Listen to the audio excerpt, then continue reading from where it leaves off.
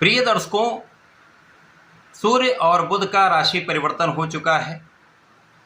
नवग्रहों में राजा सूर्यदेव तथा युवराज बुध जो अति मित्र के भाव में होते हैं, इनका सम्मिलित रूप से जो परिवर्तन हुआ है वो 15 मई को वृषभ राशि में हो चुका है। इसी प्रकार से जब ये दोनों ग्रह आपसी युति प्रभाव में होते हैं तो एक प्रबल महायोग बनता है, जिसे बुधादित्य योग कहते हैं। ये एक ऐसा राजयोग है जो आपको शासन प्रशासन से, प्रशासनिक सेवाओं से, सरकार से जुड़कर सरकारी नौकरी से, राजनीति से विशेष लाभ प्राप्त कराता है अथवा स्वयं के काम में बड़ी उन्नति तथा बड़ा लाभ प्राप्त कराता है। इसी प्रकार से इस समय में शुक्राचार्य का जो गोचर चल रहा है वो मिथुन राशि में चल रहा है। इस प्रकार से प्रबल बुधादित्य योग के साथ साथ परिवर्तन राजयोग भी निर्मित हो चुका है, जिसका संपूर्ण प्रभाव समस्त राशि के जातकों को निश्चित रूप से प्राप्त होगा। कुछ बड़े तथा विशिष्ट लाभ प्राप्त हो सकते हैं। प्रिय दर्शकों, आज मैं धनु राशि के लिए सूर्य और बुध के इस राशि परिवर्तन का, बनने वाले राजयोगों का किस प्रकार का परिणाम प्राप्त होगा, आपके किन किन भाव में प्रबलता आएगी, कितना लाभ आपको मिल सकता है, अथवा कहीं पर कुछ अवरोध है या समस्या है तो उसका क्या निस्तारण है, संपूर्ण विश्लेषण मैं पूर्ण तरीके के साथ करने जा रहा हूं। प्रिय दर्शकों, इस राशिफल को आप अपने लग्न तथा राशि दोनों के अनुसार देख सकते हैं। धनु राशि के लिए यदि हम अवलोकन करें तो सूर्यदेव अत्यंत महत्वपूर्ण भाग्य भाव के स्वामी हैं। इसी प्रकार से बुध आपके 2 केंद्र के स्वामी, यहाँ पर बुध आपके कर्म क्षेत्र तथा सप्तम भाव के स्वामी हैं। वर्तमान समय में इनका गोचर आपके षष्ठम भाव में आरंभ हो चुका है। क्योंकि षष्ठम भाव त्रिक भाव है, ये निर्बलता का, डिप्रिसिएशन का भाव है, जहाँ पर रोग ऋण शत्रु का भाव बनता है। यहाँ पर जब भी कोई ग्रह जाएगा तो उसका प्रभाव निर्बल होगा, परंतु सूर्य को कोई त्रिक दोष नहीं लगता है। और बुध सूर्य के प्रभाव में होंगे, प्रबल रूप से बुधादित्य योग में होंगे, जिस राशि में होंगे उस राशि के स्वामी का गोचर केंद्र के भाव सप्तम भाव में होगा, तो बहुत कुछ समस्याओं का निराकरण यहाँ पर अवश्य होगा। तो बड़ी समस्या का योग नहीं है। केवल इस समय में आपको मौसम के रोगों से बचना है, एलर्जी की समस्या हो सकती है, यहाँ आपको ध्यान देना चाहिए, अथवा भोजन में नियंत्रण अत्यंत आवश्यक होगा। धनु राशि के लिए इस समय में जो जातक नौकरी के लिए प्रयास कर रहे हैं, नौकरी चाह रहे हैं, उनको अच्छा लाभ मिल सकता है, अच्छी नौकरी की प्राप्ति हो सकती है।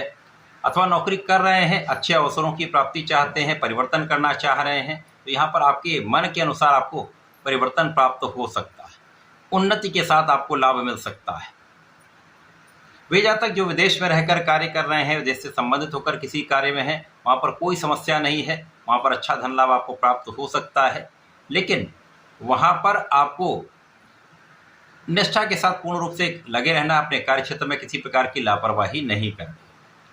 इस समय में आपके शत्रुओं का तो विनाश निश्चित है, कोई शत्रु आपके सामने टिक नहीं पाएगा। इसी प्रकार से इस समय में यदि कोई कानूनी समस्या है, कोई अवरोध है, तो वो कष्ट दूर होगा। और इस समय में भाग्य का उतना साथ नहीं मिल पाएगा, अतः आपको अपने प्रयासों को बढ़ाना चाहिए। ऐसे समय में आप अपने निरंतर प्रयासों में लगे रहें, निरंतर परिश्रम करते रहें, जिसके कारण आपको आपके कार्यक्षेत्र में निरंतरता प्राप्त होती रहेगी तथा धन का नियमित लाभ होता रहेगा। इसी प्रकार से इस समय में आपके कार्यक्षेत्र में लोगों का उतना सहयोग नहीं मिल पाता है, लेकिन आपके उच्चाधिकारियों का साथ अवश्य मिलेगा, आपके शासन प्रशासन का सहयोग आपको अवश्य प्राप्त होगा। इसी प्रकार से यदि आप सरकारी नौकरी में है, सरकार से संबंधित है, राजनीति में है, तो यहाँ पर उतार चढ़ाव की स्थिति तो अवश्य बनेगी, परंतु अंततः आपको लाभ मिलेगा। लोगों का सहयोग भले ही ना प्राप्त हो, लेकिन आपके साथियों का, आपके उच्चाधिकारियों का, शासन प्रशासन का सहयोग निश्चित रूप से आपको प्राप्त होगा। इस समय में आपका आत्मबल अच्छा रहेगा, जो आपको निश्चित रूप से आगे बढ़ाने वाला है, क्योंकि आपके अंदर जब कॉन्फिडेंस अच्छा होता है तो आप निरंतर प्रयास करते हैं, सकारात्मक रहते हैं, तो इस समय आप सकारात्मक बने रहेंगे। और इस समय आपका व्यक्तित्व विस्तृत रहेगा, आपके व्यक्तित्व का प्रभाव लोगों पर पड़ने वाला है, आपका आकर्षण बढ़ेगा, आपके सौंदर्य में वृद्धि होगी। तो ये समय आपके लिए अत्यंत विशेष है। कुछ चीज़ों को सुधारना होगा, कुछ चीज़ों में सावधानी रखनी होगी, कुछ सावधानी रखेंगे तो यहाँ पर ये समय बहुत कुछ कष्टकारी नहीं है। इस समय में आप यदि धार्मिक बने रहते हैं, अपने इष्ट का ध्यान करते रहते हैं, न्यायोचित रहते हैं, धर्म के मार्ग पर चलते हैं, तो कोई बड़ी समस्या नहीं होगी। इसी प्रकार से इस समय में पिता के कार्यक्षेत्र में कुछ उतार चढ़ाव हो सकता है।